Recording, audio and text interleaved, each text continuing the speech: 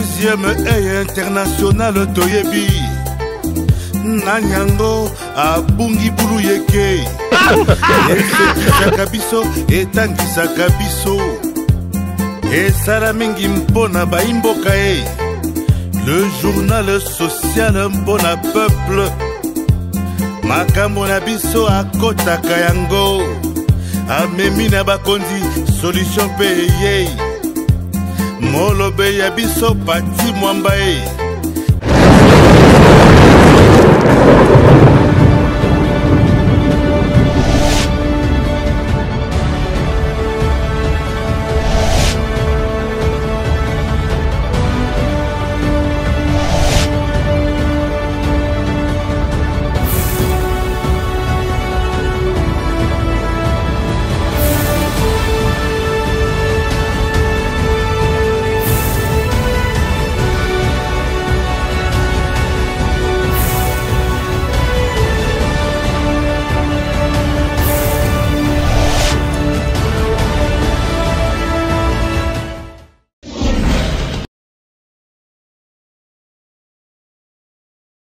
Autour du président en exercice, les chefs d'État et de gouvernement de la CEAC posent devant les photographes venus de tous bords pour immortaliser l'instant. Et c'est sous les applaudissements frénétiques de l'assistance qu'ils rejoignent ensuite le chapiteau de la Cité de l'Union africaine pour démarrer les travaux de cette conférence de chefs d'État et de gouvernement de la Communauté économique des États de l'Afrique centrale. Une 21e session ordinaire qui tenait à s'assurer du fonctionnement régulier des institutions de la communauté sous les commandes de son président en exercice et président de la République démocratique du Congo, Félix Antoine Tshisekedi. Gilberto da Piedad Verissimo, président de la commission de la CEAC, a dans son discours de circonstance énuméré à l'attention de l'Assemblée quelques réalisations de la commission motivées par les orientations et décisions de la conférence qui est l'organe délibérant les plus importants de la commission. Engagé à poursuivre les réformes au sein de la commission avec la mise en œuvre du traité révisé de la CEAC, le président Félix Antoine Tshisekedi a ouvert les travaux de cette première conférence de sa présidence qui s'inscrit dans un contexte bien particulier. Cette 21e session ordinaire de la Communauté économique des États d'Afrique centrale se tient sur fond d'un contexte marqué par plusieurs menaces à la paix et à la sécurité, parmi lesquelles, je cite, la flambée des prix des produits de première nécessité dans les États membres, suite notamment aux mauvaises campagnes agricoles, conséquence du dérèglement climatique, de la crise sociale, économique et financière liée à la pandémie de la Covid-19, et plus récemment aux difficultés d'importation liées à la crise russo-ukrainienne. La persistance de l'activisme des périls sécuritaires dans la région du lac Tchad et l'impact de l'activisme des groupes terroristes dans la bande sahélo-saharienne. La résurgence des conflits intercommunautaires en raison notamment des changements climatiques qui entraînent une raréfaction des ressources et enfin la montée de la tension entre la République démocratique du Congo, mon pays, et l'un des pays voisins, le Rwanda, situation que je déplore personnellement et que je souhaite voir revenir à la normale avec la bonne volonté et la détermination de tous. Du déroulement de travaux à huis clos, les chefs d'État et de gouvernement ont adopté les recommandations du Conseil de ministres de la CEAC après avoir observé une minute de silence en mémoire de feu Édouard Dos Santos, considéré comme le père fondateur de cette communauté. S'agissant de la situation politique et sécuritaire dans l'Est de la RDC, la Commission a appelé à la solidarité communautaire et a instruit la Commission d'adhérer à la feuille de route de Luanda relative à la cessation immédiate des hostilités par le M23 et le retrait des positions actuelles occupées conformément au communiqué final du mini-sommet de Nairobi. Pour sa première participation à une conférence de chefs d'État de la CEAC, Carlos Manuel Villanova, président de la République de Sao Tomé et Principe, a au nom de ses pairs participant à ce sommet, remercié le peuple congolais et son président pour l'hospitalité dont ils ont bénéficié depuis leur arrivée à Kinshasa. Le président en exercice de la CEAC et président de la République démocratique du Congo, qui avait le dernier mot de cette 21e conférence, a salué l'esprit constructif des participants, la volonté de partenaires, ainsi que les sacrifices consentis par la commission de la CEAC. Les recommandations de ce sommet démontrent de la détermination à relever les défis de la sécurité et de la sous-alimentation dans la région, a-t-il souligné, avant de prononcer la formule de clôture. Ces travaux de Kinshasa auront tenu toutes leurs promesses et posé les bases de la première conférence maritime de la CEAC prévue en novembre prochain, toujours à Kinshasa.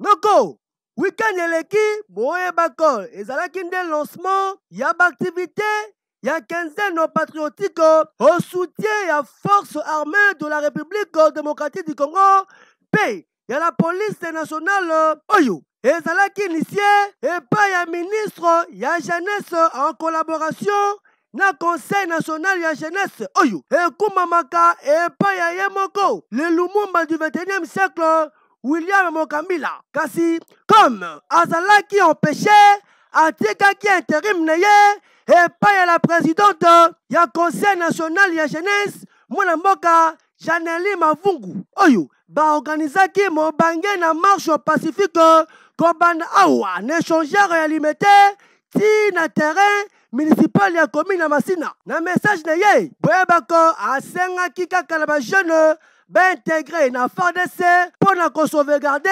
intégrité nationale. Na esengo mingi na ndenge to se retrouver na esika oyo pour na soutenir vision ya mokonzi ya mboka d'abord son excellence Félix Antoine Tshisekedi na nzela ya ministre national ya jeunesse pe initiation à la nouvelle citoyenneté biso conseil national de la jeunesse to sangana ki ensemble na ministère ya jeunesse pour na organiser milulu oyo to bandaki na marche patriotique to sali to komi na esiko pour na tenir meeting na biso pour na passer message na ba jeunes ko senga bango pour na bolingo ya mboka et puis ba s'enrôler massivement na armée congolaise. Bon sengeli ko ba kangaka. Na activité yango oza ki lancé to mona ki ba présence ya le docteur son excellence Yves Bonkulu Zola oyo azali ministre national ya jeunesse et sali bien makas.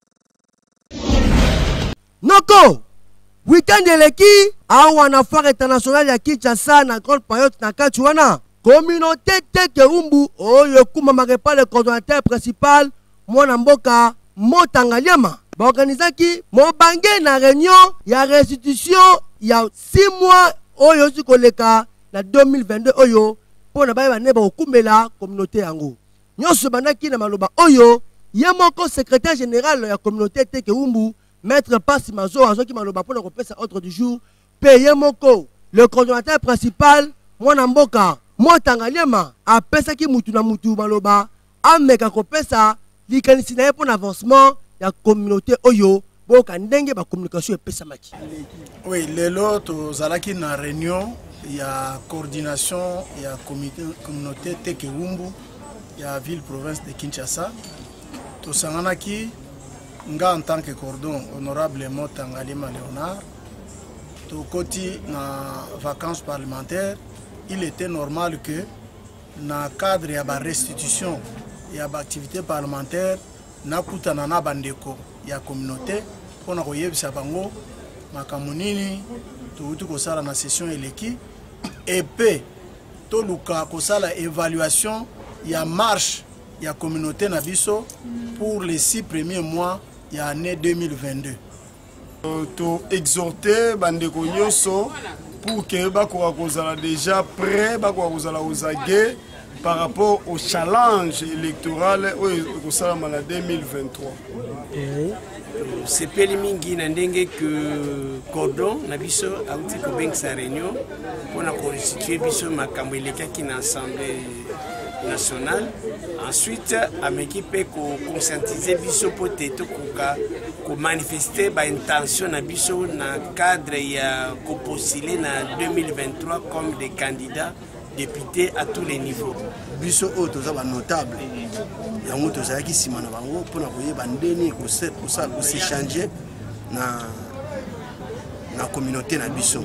C'est justement réunion communautaire. Ndeni ko tambola na communauté. Donc eza politique était ils ont monsieur tout ça mais tout ça justement pour cadrer quand même communauté na biso teke wumbu d'être ko marché na ville province ya Kinshasa.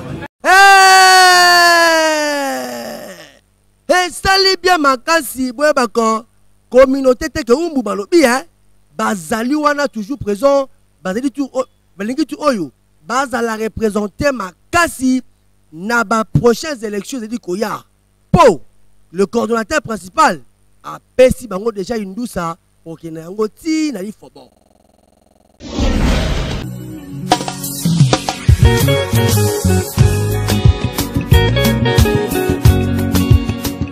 Agence de voyage Innovation Travel, il y a les DG valables grâce Ilunga après avoir qu'Outa Schengen a même libino bana matadi concours de bourse d'études internationales Oyo et Kosalema dimanche le 31 juillet frais de participation et ça na $5 ya pamba noko na ngai osa étudiant finaliste dosi sakala tala ba pays oyo okoki kokene kotanga na facilité ezali lokola Turquie, Tunisie, Chypre, France, Biélorussie, Canada acheli bino wana soki oganye osa mobimba otuni ngai bisika oyo concours de bourse d'études ekosalema ekosalema na salle de fête Victoria na avenue Bilaumba numéro 5 na quartier Kikanda na commune Matadi tope référence ezali Sotraco na Congo central otuni ngai pe bureau na bango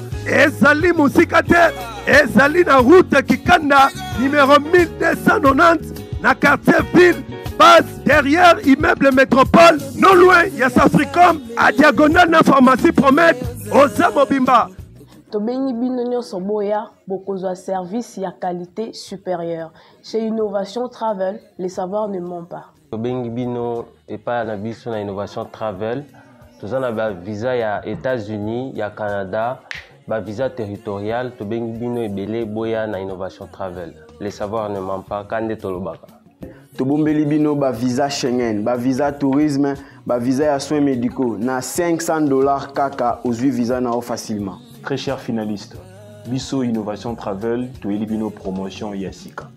Promotion yango izo banda partir à le 20 juillet. Donc tobengi yango je eu mon bac, je m'envole chez Innovation Travel. Déjà tobengi ba finaliste nyonso o bazana posa bakende ko poursuivre ba rêve na bango na mikili ya poto porte ya Innovation Travel eza polele pona bino boya ebele.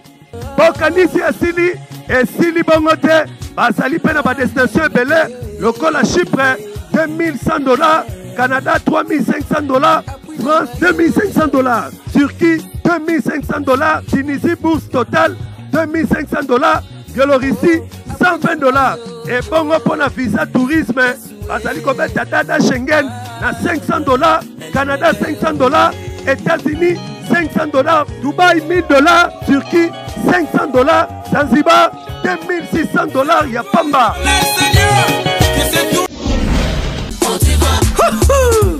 Bana bayango santa kitoko ntoto makasi suka na mbimbi oyo suka na mbimbi potifa poto pona ba bébé pro meilleure qualité toujours vitamines protéines et puis échanger prité 800 francs toujours 800 francs poto kitoko pona ba bébé pro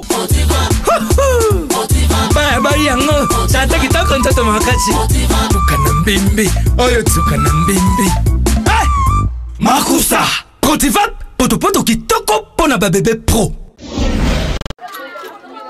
ekomama na Bible kopesa na mabola ezali kobombisa ata mokolo moko te Nzambe akobosanaka yo na litanga mai na ndaku boya mbangu kosunga ba ofele oyo ya le bon samaritain o ekumamaka epai ya président fondateur Moweni Nkie Jorma abeleli bino bato mitema malamu bana oyo bazali ko vivre na difficulté ya kosakana te talaka kane bavandi depuis tongo eloko ya kolia ezali te grâce ya matembele oyo bazali kolamba na babula fufu na ebite bakolia na musuni nini likolo nango boyoka ye moko ndenge a communiqué boye. Zali orphelinat les bons samaritains. Ngande président fondateur ya orphelinat les bons samaritains na bengami na kombo ya prophète Moweni Kie Jorma.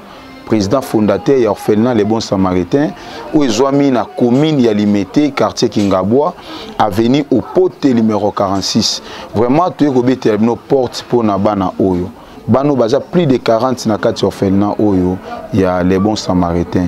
Ya tsoto liboso na bino parce que bano bazo tanga classe, bano baza na besoin kolia vraiment biloko ezate na momo na zolo ba dépôt eza vide. Loso ezate semoule ezate eloko mo ezate dépôt binda eza vide. Yango to beti porte na bakonzi na biso, bakonzi nyonso ya Kinshasa kobanda na numéro 1 na biso ya Congo. Papa na biso Fati, gouverneur na biso, to beti porte na batu nyonso, pe na vice gouverneur Jekoko aza na commune na biso na gouverneur na biso, batu nyonso to beti porte pa na bino, bo soutenir bana oyo, bo soutenir bana. Obota l'espace toza eza mukie.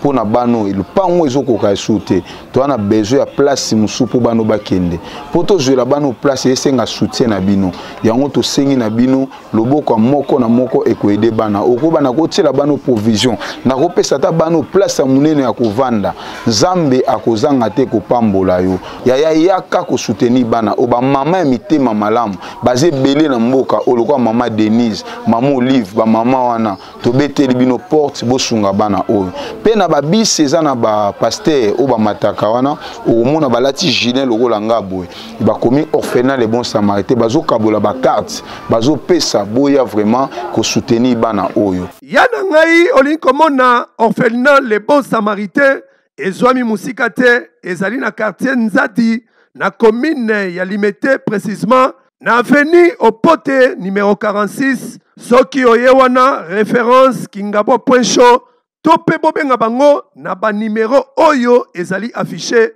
liboso ya ba écran na bino boya kosunga orphelin.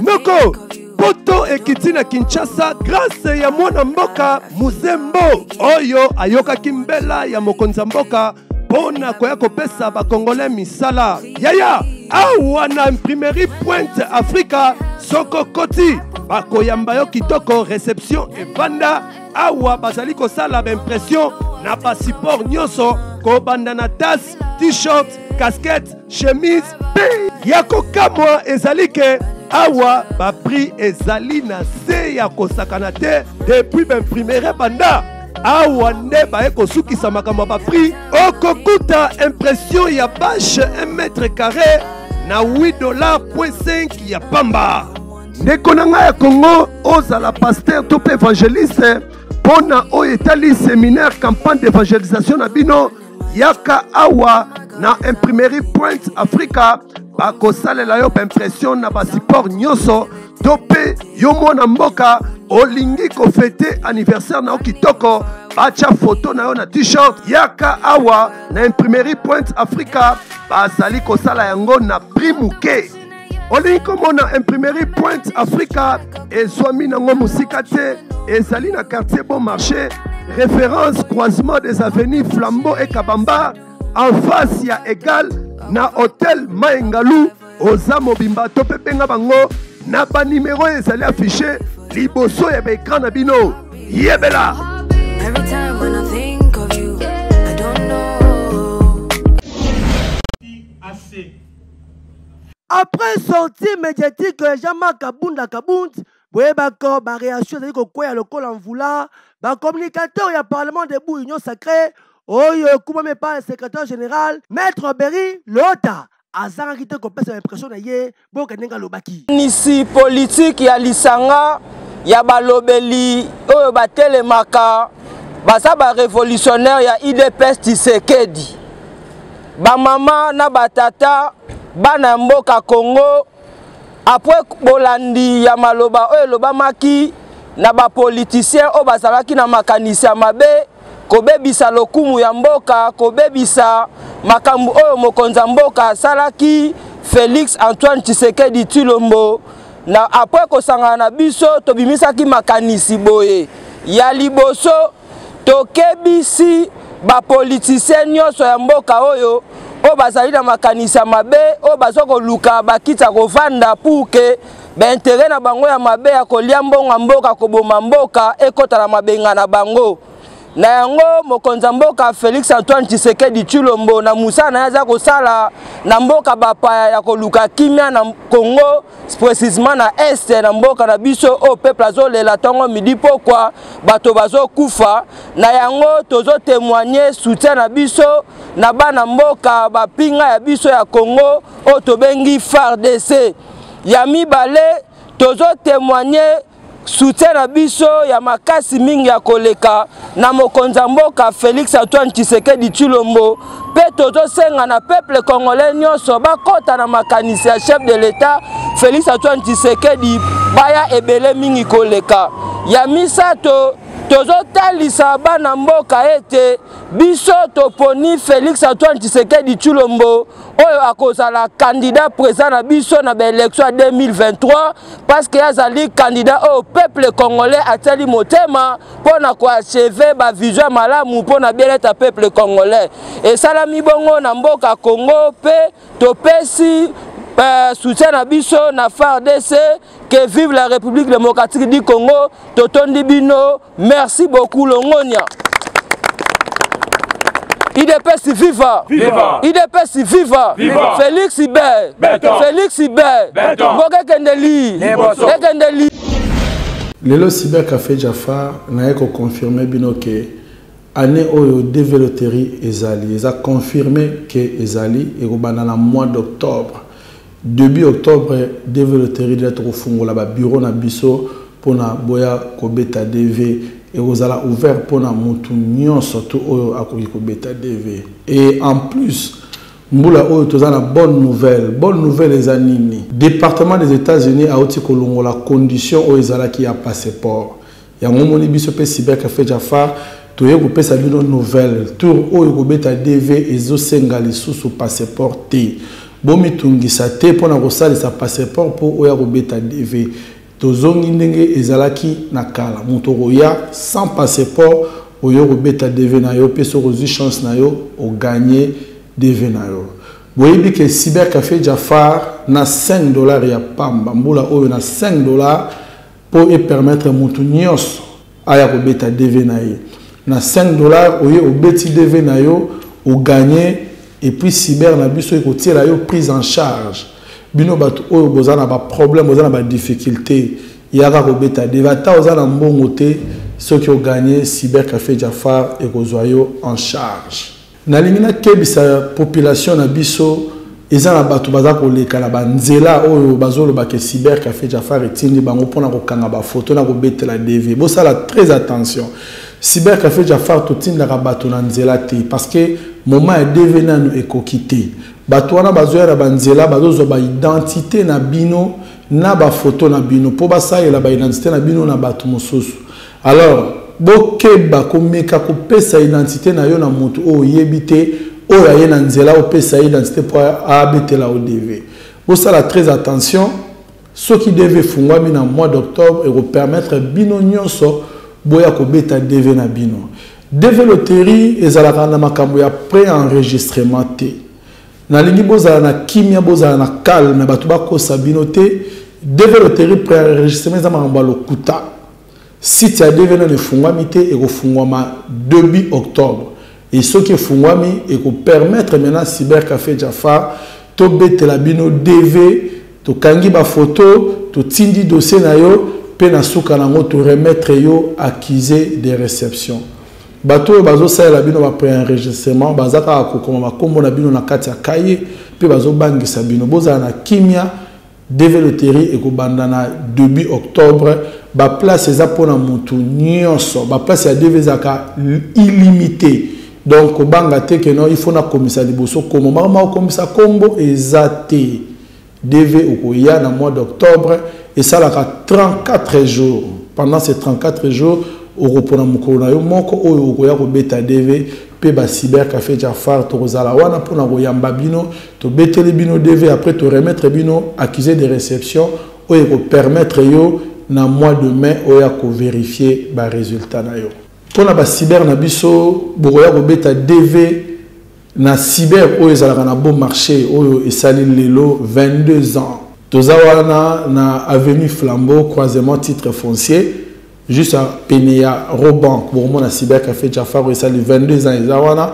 tokoyamba bino pona bana ya chango Selenjili Masina cyber na bino ezawana na restaurant DFC en face à Eucalyptus cyber wana ezawana pona koyamba bino $5 ya pamba oye na cyber na biso beti DV pona bana Masina bana chango mobimba et puis li toza lisusu na victoire na immeuble ya PDG Mayalos donc wana cyber café Jafar toza présent pour la bana secteur wana nyonso et au permettre biso to betela bino DVP au gagner DV tozoyo en charge lokola tozo bandeko mosusu to bosanité pour la bandeko na biso ya Mongafula Ngaliema na Gombe toza wana na Kitambo magasin tokangamina shop Vodacom cyber café Jafar Ezali et sans oublier na Brazzaville to bosana binoté cyber na bino ezawana le seul et l'unique cyber au toza na mona Brazzaville toza bongo na rue Basundi numéro 39 bis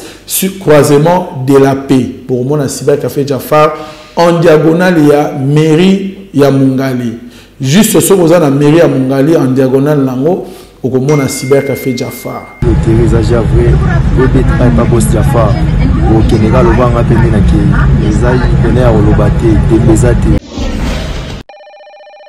Allô diplôme, tu es où? Moi je suis au Pacific Palace. Tu connais l'endroit? Oui, je connais l'endroit. Au cœur de la ville de Kinshasa se trouve un endroit très magnifique pour vos moments de détente à volonté, c'est le Pacific Palace. Un cadre idéal pour les personnes exceptionnelles que vous êtes. Chez nous, vous y trouverez tout ce qui va répondre à vos désirs.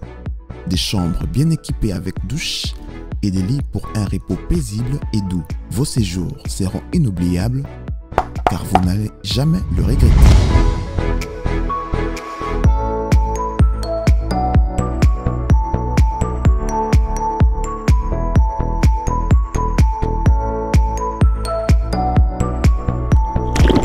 Une piscine pour une nage non-stop.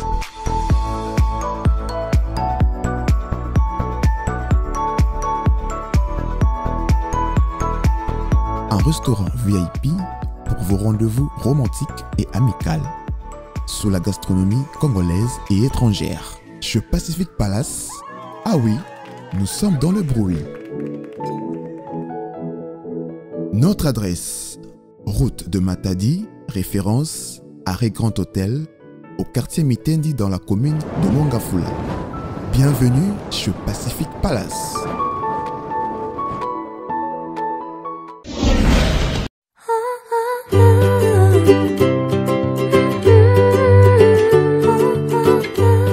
Noko na ngai otamboli par-ci par-là na ba hôpitaux ebele pona koluka solution ya misu na yo tala solution yango yo eye liboso ya porte na yo optique solidaire dana oyo bamemeli bino ba docteur bespert na oyo etali opération ya misu awa yaya soko koti bazali kosala ba opération lokola cataracte glaucome amélioration des traitements opération chirurgicale facon laser tala soki okoti awa na optique solidaire dana yaya nimela ngai bakoyamba yo kitoko bako-oriente yo na ba-examen oyo esengi mpo na misu na yo mpe bamama nyonso na bapapa oyo bozali komona bayaki awa bazwi solution boyoka ndenge bakomunike boye mpe honorable ndeko leser oyo ayaki consultation ye mpe akomunike boye.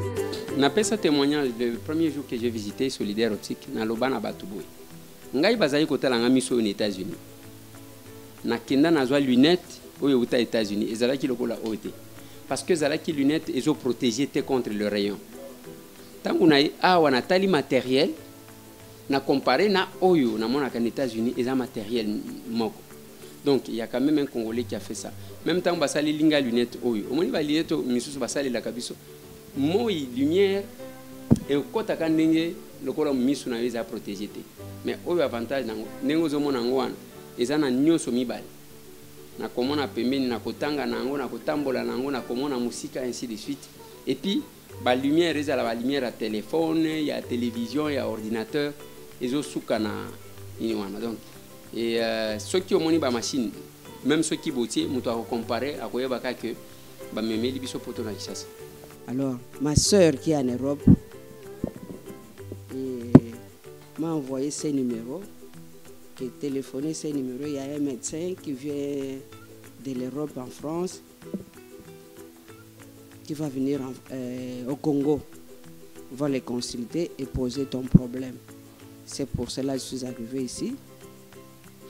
On m'a consulté, on m'a demandé les examens, j'ai tout fait. Et le médecin est arrivé et voilà. Je suis passé en opération. On a intervenu. Je vois. Je voyais presque, je peux dire à 40%. Je ne voyais plus bien. Bon, maintenant, on vient de m'opérer. Dieu m'a fait grâce. Je vois. Je vois légèrement mieux aujourd'hui qu'hier. Hier, je ne voyais presque pas. Mais aujourd'hui, je vois. Je sais quand même apercevoir quelqu'un à 1 mètre. C'est déjà beaucoup. Et je loue et je glorifie le Seigneur, notre Dieu. Nokonangai bokanisi esili tente esili bongote awa bazali pe na pharmacie bazali pe côté kisa ba lunette ya ba marque nyonso banti soleil na ba griffe lokola Versace Gucci pe ba griffe ya ndenge na ndenge okokuta optique solidaire dana ezwami nango musika te eza na boulevard du 30 juin na galerie Albert pe lisusu ezwami na nouvelle galerie présidentielle tope obenga bango na ba numéro oyo ezali affiché liboso ya ba écran na bino yebela tokomi na mama balinga mingi na bandako na bino esekisa bino makasi bulu eka lelo mutuna tunami tolanda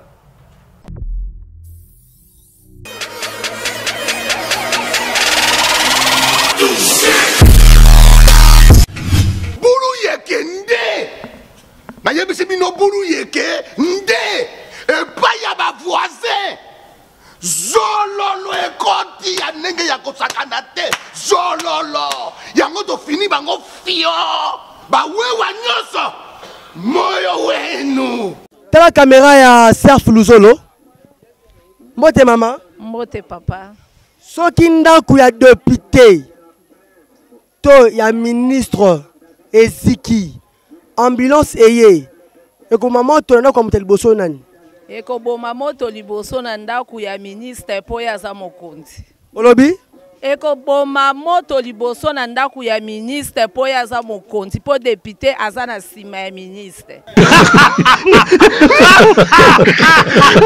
motuna ezali boye soki ndako ya député to ya ministre eziki ambulance eye ekoma moto na ndako ya muteli boso nani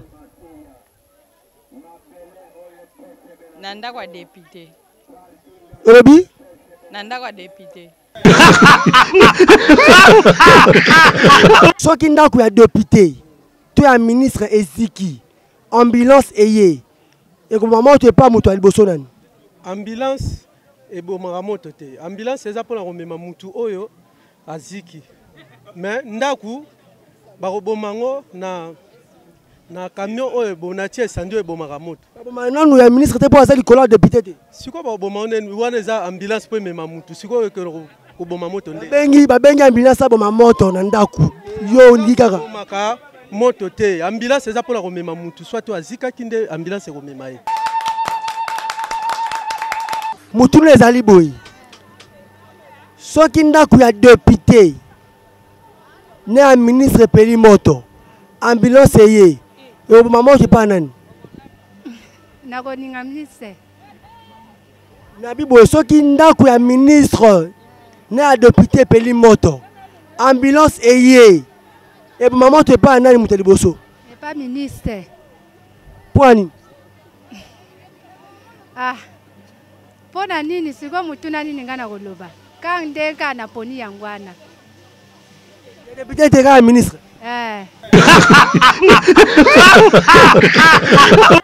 Soki ndako ya député to ya ministre epeli moto ambulance ye et maman te pas munani mutaliboso. Pardon? Soki ndako ya député to ya ministre epeli moto ambulance ye et ekobana bo maman te pas nani. Ambulance ezala te. Oui, bon maman te za anti incendie. Est-ce que bon même pas député pas ministre?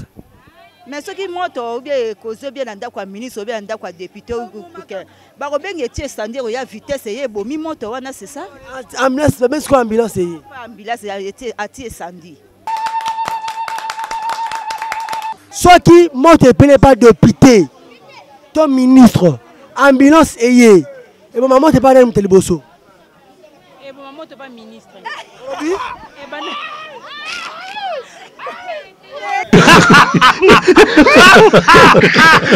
lui écouter la télévision qui était awa na wenza luza mutune zali boye. Soki ndako ya député, to ya ministre epeli moto, ambulance ayé. Et comme maman tu es pas ndako ya Muteliboso nani? ekobema epai ya ministre mpo mboka na biso oyo ekobema epai ya ministre mpo ndako na biso batala kaka ya moto aza likolo ya moninga nde basali nini bakowelaka ministre mpo na nini mpo ministre akopesa bango mbongo ebele aleki depute na mbongo ministre akoyela ministre.